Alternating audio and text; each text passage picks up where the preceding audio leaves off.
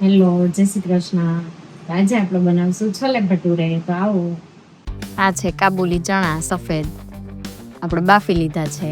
ડુંગળી, લસણ ને આદુ ખાસ સુધારી લીધા છે, અને ટમેટા મેં છાલ ઉતારી નાખી છે ટમેટાની. અને આ છે છોલે ભટુરેનો મસાલો. તો હવે આપણે એ બધું ક્રશ કરી લઈશું પહેલાં મિક્સરમાં. અને અત્યારે ડુંગળી, લસણ અને આદુની પેસ્ટ આપણે બનાવી લઈએ. પહેલાં એકદમ બારીક કરવાનું છે. અને આદુ ખાસ નાખજો. જ્યારે છોલે ભટુરે કરો ને ત્યારે ગ્રેવીમાં આદુનો કટકો તો નાખવો જ જોઈએ, કારણ કે આ તો જ એનો ટેસ્ટ આવે છે. બાકી આદુ વગર એનો ટેસ્ટ નથી આવતો.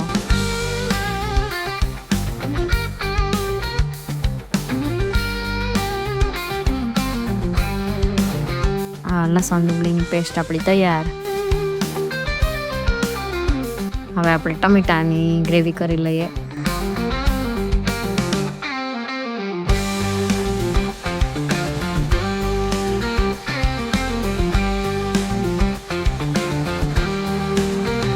અને આપણે છોલે ભટુરે સાથે હું ભાતેય બનાવું છું. તો ઘણા સમયથી મેં નહોતા બનાવ્યા ભાત. ગમે ત્યારે જમવા બેસે ત્યારે યાદ આવે કે આપણે ભાત કર્યા હોત તો એમ. અને છોલે ચાવલ ખરેખર મજા આવે છે ખાવાની. થોડાક રસરસતા એકદમ બનાવવાના, અને એની સાથે ભાત હોય એટલે બહુ મજા આવે. અને હવે આપણે ભટુરેનો લોટ બાંધી લઈએ. આ છે મેંદો વધારે હોય, અને બાકીના જેટલા લોટ નાખીશ એ એના અડધા ભાગના નાખીશ. અને મેંદાને આપણે ચાળી લઈએ, કારણ કે મેંદામાં કાંઈ હોય તો આપણને અગાઉથી ખબર પડી જાય. અને આ છે ચણાનો લોટ બહુ ઓછો હોય, પણ ખાલી પૂરીની પીળાશ પકડવા માટે થઈને ચણાનો લોટ નાખવામાં આવે છે. હવે આ છે જાડો લોટ, ઘઉંનો જાડો લોટ.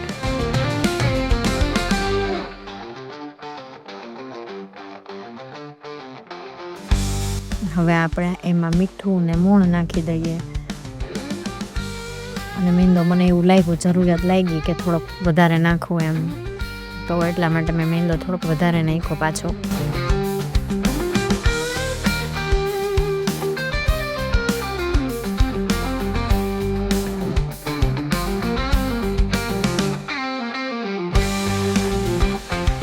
હવે આપણે એને બધું સારી રીતે મિક્સ કરી લઈએ. અને બહુ ઢીલોય નહીં ને બહુ કઠણાય નહીં, એવો લોટ બાંધીને તૈયાર કરી લેવાનો.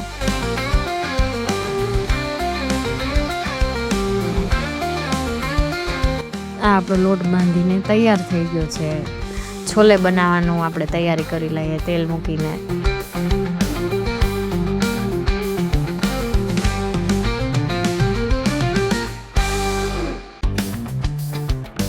આમાં મેં થોડાક રાઈ જીરું નાખ્યા છે. બહુ વધારે ન નાખવાના હોય, પણ ખાલી થોડીક ફ્લેવર પકડાય અને આમ દેખાવમાં સારું લાગે એટલા માટે મેં રાઈ અને જીરું બે ઓછી ક્વોન્ટિટીમાં નાખ્યા છે. પછી નાખી હિંગ,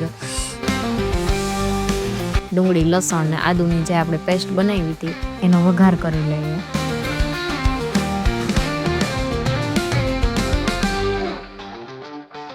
અને સારી રીતે હલાવતું જવાનું, અને મીડિયમ ફ્લેમ રાખવાની ગેસની, અને એને પકાવવાનું, બેસી ન જાય એનું ધ્યાન રાખવાનું. અને હવે આપણે આ ટામેટાની ગ્રેવી નાખી દઈએ. આમાં મેં નાખી હળદર, અને સ્વાદ પ્રમાણે આપણે જેટલું મીઠું ખાતા હોય નિમક, એટલું નિમક નાખ્યું મેં.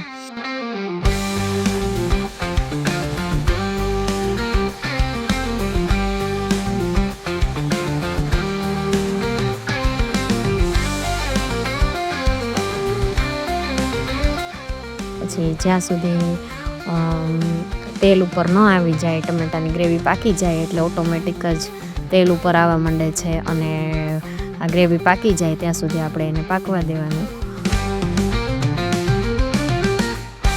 મસાલામાં તો હું રેગ્યુલર મસાલા જ બધા વાપરું છું, પણ છોલે ભટુરેનો અલગથી મસાલો જે આવે છે એ મળી જ રહે છે બધી જગ્યાએ, એટલે એનો મસાલો તો હું ખાસ નાખું છું. અને એ મસાલો હું કેવી રીતે નાખું છું, એક અલગ રીતે નાખું છું. પંજાબીમાં એવી જ રીતે નાખું છું, ને આમાં છોલે ભટુરેમાં એવી રીતે જ નાખું છું મસાલો હું. આ છોલે ભટુરેનો મસાલો, અને આ છે દૂધ.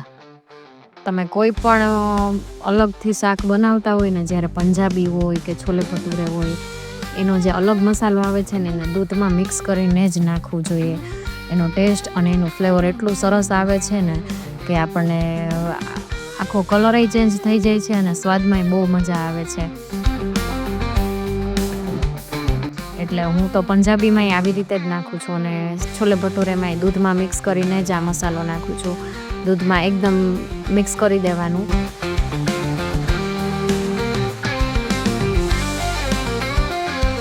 અને હલાવતું જવાનું. અને આ જે આપણે બનાવી છે પેસ્ટ ભટુરેના મસાલા, છોલે ભટુરેના મસાલાની, અને એ નાખી દેવાની. પછી લાલ મરચું, જેટલું તમે તીખું ખાતા હોય એટલું મરચું નાખવાનું, અને ધાણા જીરું.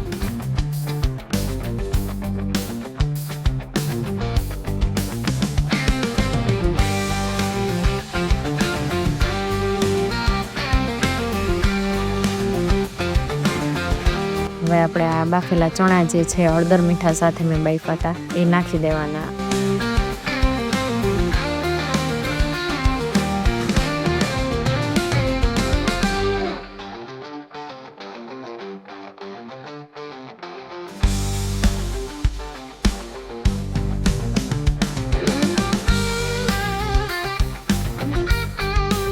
આવી રીતે તમે છોલે ચણા બનાવજો. સેમ બહાર જેવો જ ટેસ્ટ આવશે અને બહારથી પણ સારા બનશે.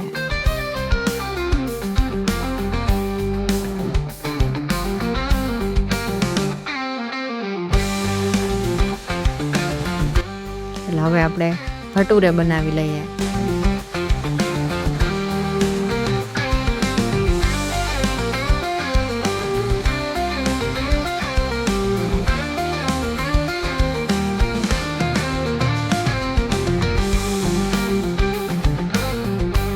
તમને જે શેપ પસંદ હોય એવી રીતે તમે કરી શકો છો. મેં થોડીક પૂરી ગોળ બનાવી, થોડીક પૂરી બહાર આપણે જે થોડાક લંબગોળ ભટુરા આવે છે એવી રીતે થોડીક બનાવી.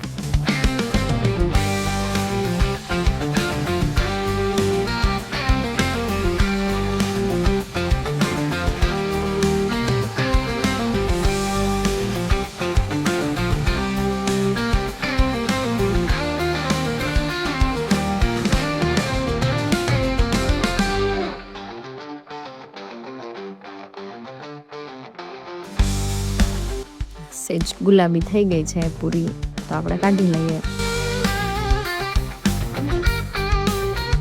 અને મારા ભટુરેની રેસીપી તમને કેવી લાગી એ તમે કહેજો.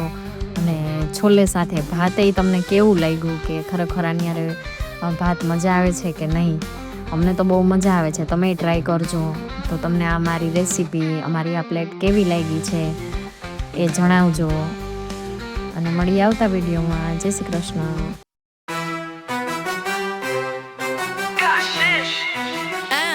Mish, Rivlo.